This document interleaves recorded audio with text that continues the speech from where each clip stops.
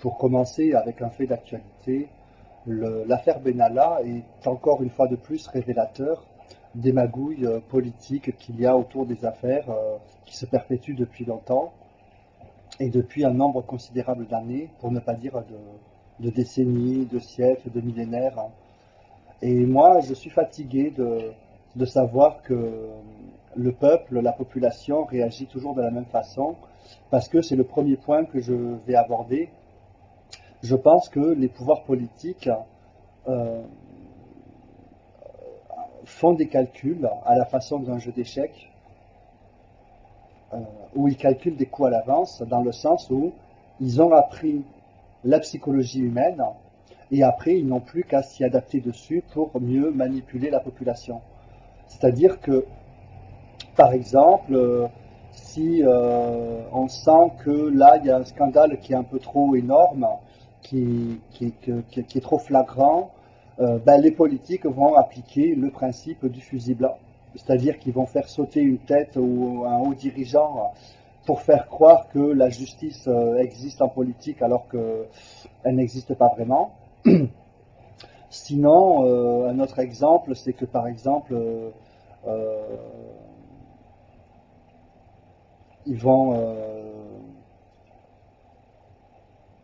quand ils sentent que la population est découragée ou fatiguée, il y a un président qui va faire un discours magistral, très brillant, pour regalvaniser les troupes et donner une sensation de fiabilité que l'État-nation est le papa de la population, ce cher papa qui va s'occuper de son peuple, l'aimer, le chérir, euh, lui octroyer plein de droits et de libertés alors qu'il n'en est rien.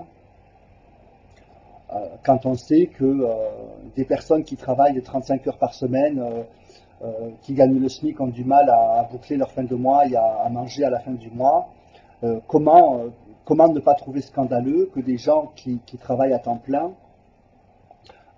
aient du mal à tout payer euh, à la fin du mois et qu'on est accablé, surtout en France, par des impôts, qui est une forme de raquette légalisée. Mais légalisé par qui? Ben, toujours par ces mêmes instances du pouvoir qui, une fois qu'ils ont réussi à obtenir le pouvoir, ben, ils essayent de le garder, ils font tout pour le conserver.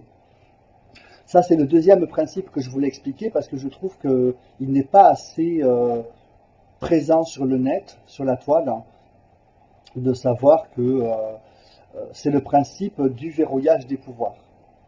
C'est-à-dire que, en gros, pour faire simple, lorsqu'un homme politique a réussi à obtenir le pouvoir, sous-entendu à haut niveau hiérarchique, ben, il ne va pas se contenter de ne faire qu'exercer ce pouvoir pendant son mandat, il va aussi œuvrer, travailler à faire en sorte de conserver ce pouvoir, de le garder dans la durée, à long terme, et même, si possible, le plus longtemps possible, ad vitam aeternam.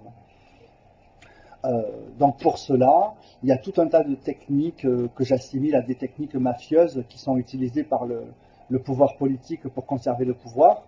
J'en ai cité deux tout à l'heure, hein, le principe du fusible et du discours magistral bien manipulatoire. Et, euh, et ça a donné lieu à des instances dont certaines sont séculaires. Hein, pour ne citer que certaines d'entre elles, il y a la franc-maçonnerie, euh, il y a les think tanks, il y a tout un tas d'organes comme ça, de confréries, de fraternités, qui s'interposent entre la population et les dirigeants politiques, alors que, en théorie, sur le papier, d'après les principes républicains, il ne doit pas y avoir d'instance intermédiaire ou de corps intermédiaire entre la nation et le peuple, la population. C'est censé être une démocratie, une forme de république directe à travers le suffrage universel, le vote, hein, où on élit des représentants qui vont œuvrer, travailler pour défendre les intérêts de leurs électeurs, de ceux qui ont voté pour eux.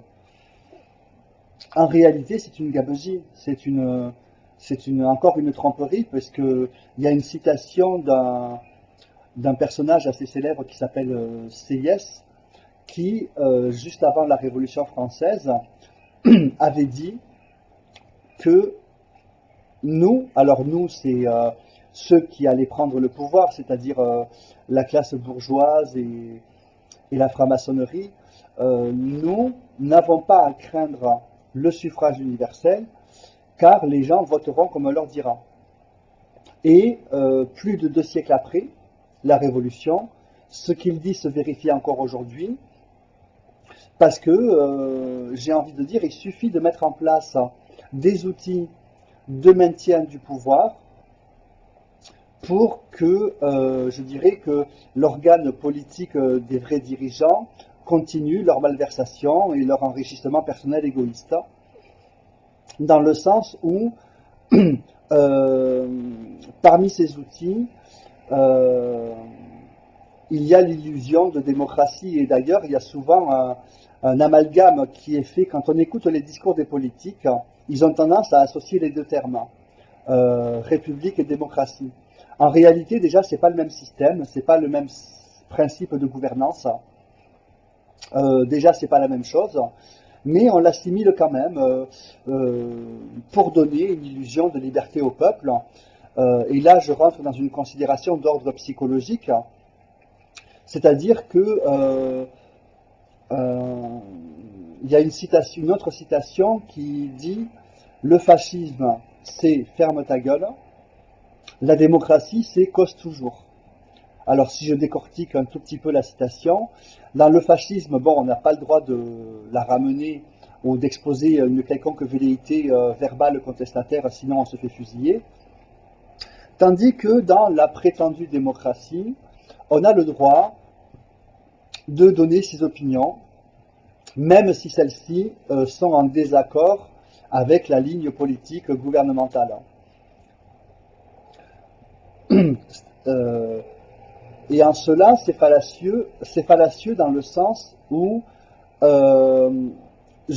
j'entretiens une théorie, enfin je crois dans une théorie où ça n'est pas pour essayer de donner un peu de respiration au peuple, pour le libérer un peu du joug de la monarchie, de lui donner le droit de parole ou la liberté d'expression, hein, tel qu'il est cité dans l'article 10 des droits de l'homme.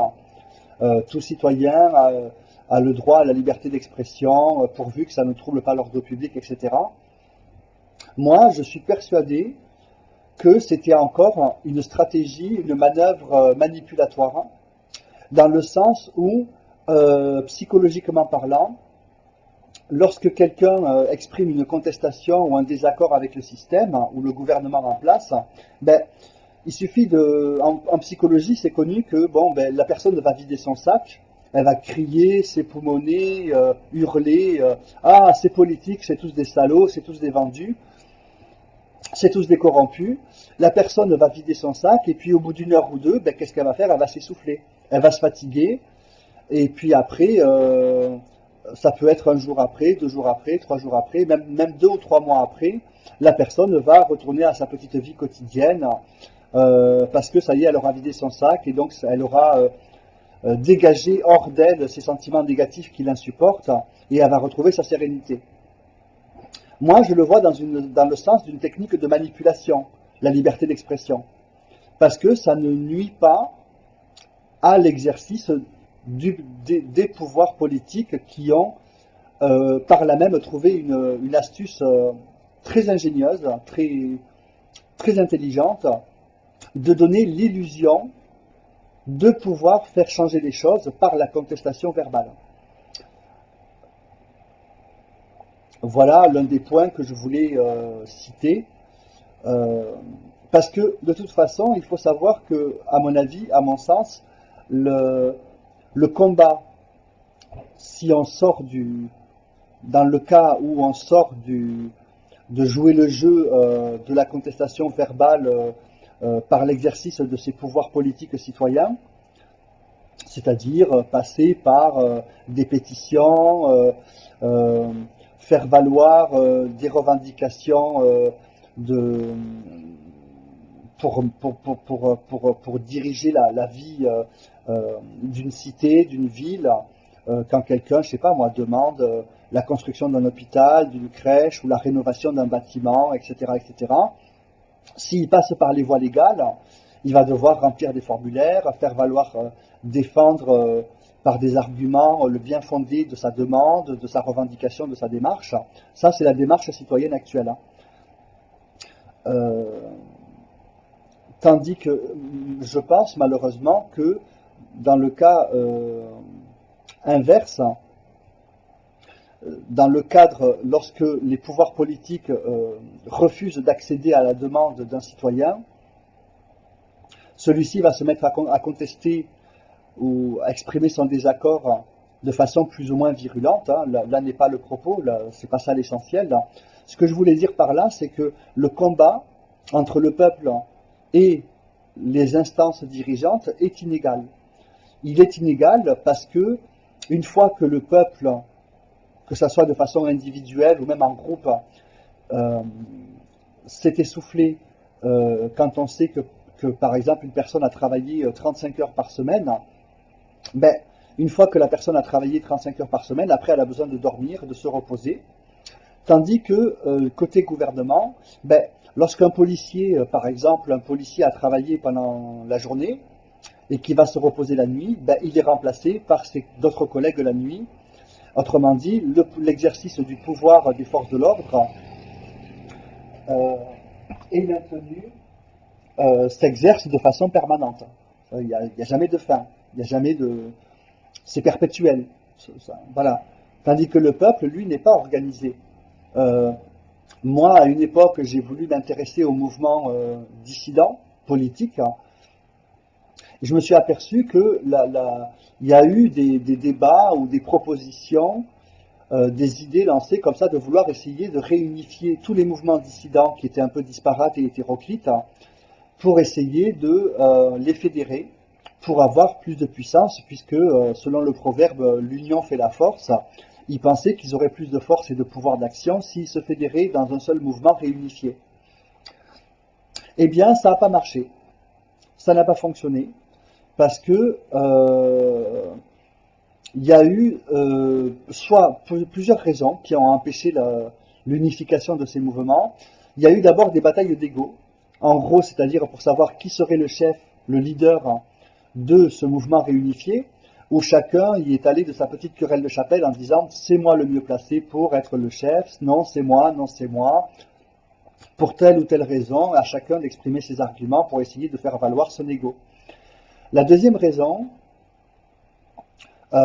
c'est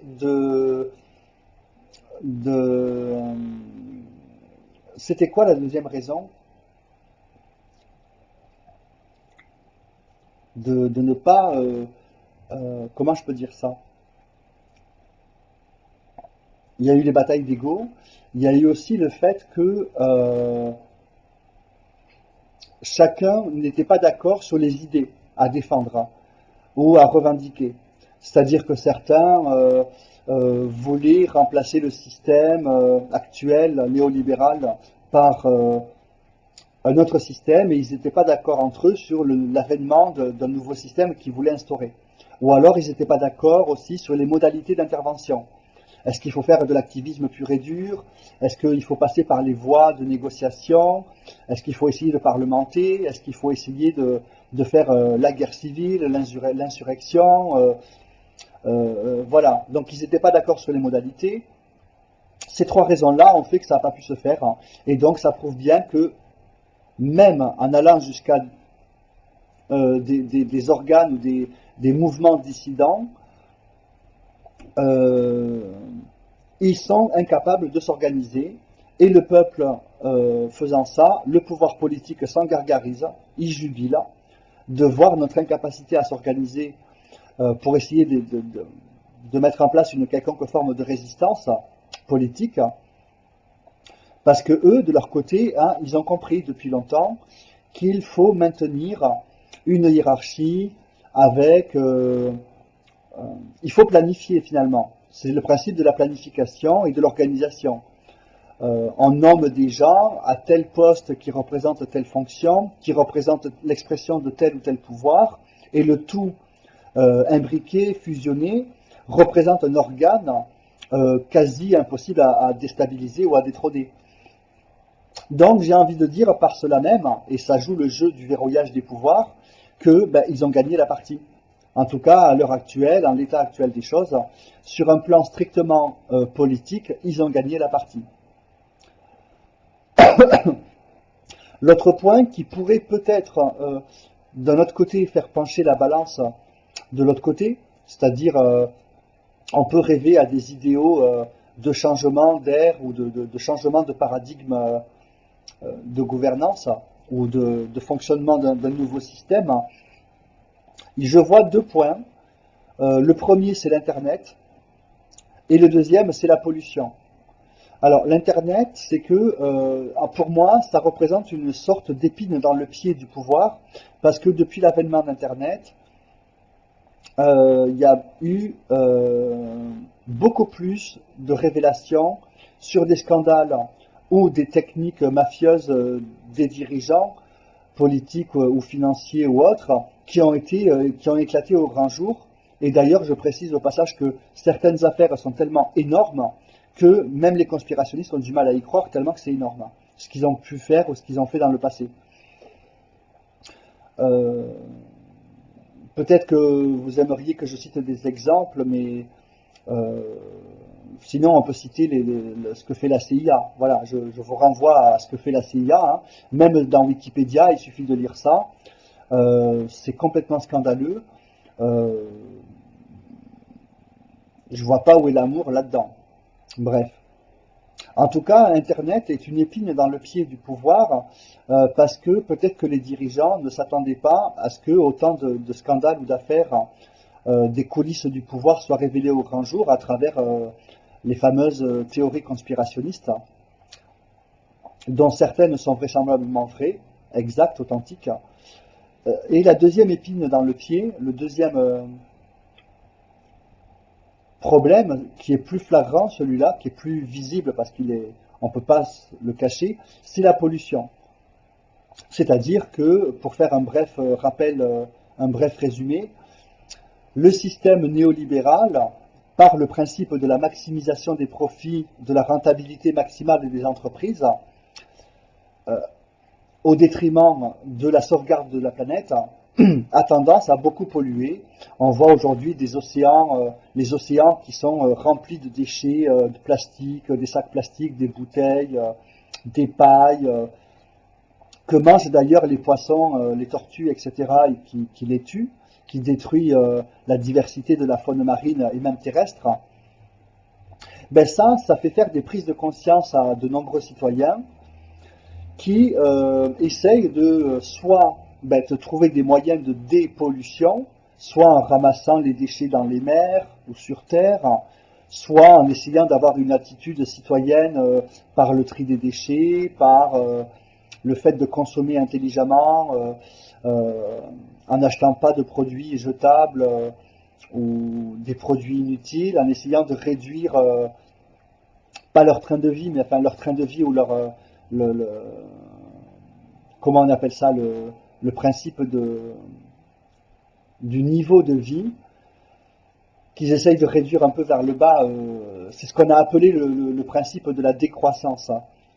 Après la croissance, on s'aperçoit que c'est mieux de faire de la décroissance pour essayer de moins polluer ou de ne pas polluer. Donc là où je voulais en venir, c'est que ça fait faire des prises de conscience où il y a également des gens, des personnes qui essayent de construire en dehors du système.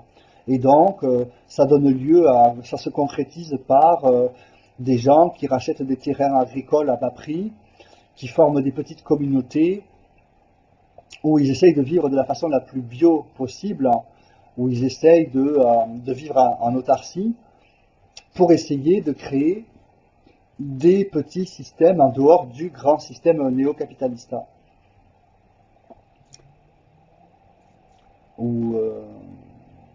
Voilà, donc là j'ai exposé un aperçu de mes idées, de mes pensées, de mes opinions en rapport avec le monde dans lequel on vit aujourd'hui.